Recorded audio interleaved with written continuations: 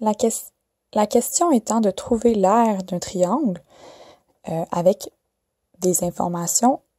D'abord, nous avons le point A qui est déjà donné. Ensuite, nous avons le point B qui est situé à l'intersection de deux droites. Donc, pour trouver le point B, nous allons d'abord écrire les deux droites qui sont données de manière vectorielle sous la forme paramétrique. Puis ensuite, nous allons, donc on les écrit sous la forme paramétrique. Ensuite, comme c'est un point d'intersection, le x va être le même dans les deux équations. Donc, nous pouvons venir mettre côte à côte les deux équations avec un signe d'égalité, puisque le x se trouve à être le même. Ensuite, pour déterminer la valeur de P et de K, nous allons donc faire l'équation avec Gauss pour ensuite trouver une variable qui est le K. Puis ensuite, nous allons pouvoir venir la remplacer dans l'autre formule pour ensuite trouver le P. Pour continuer, à l'aide du P et du K et du P, nous allons pouvoir venir placer ces deux valeurs-là dans les formules initiales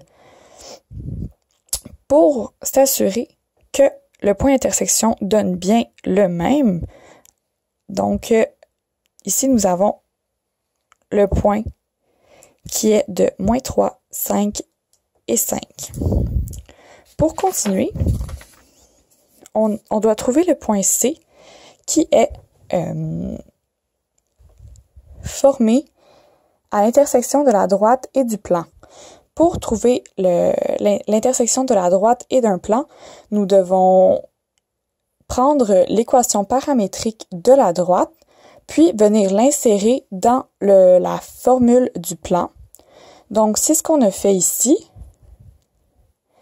en gardant les mêmes égalités. Puis, on a fini par trouver la valeur de M.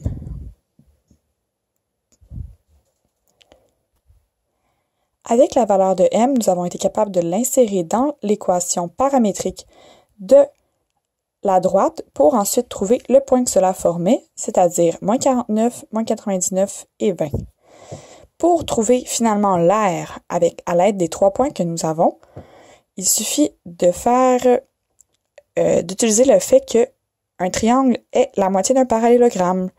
Donc, nous pouvons ensuite faire le CEL, puis résoudre l'équation et trouver l'aire.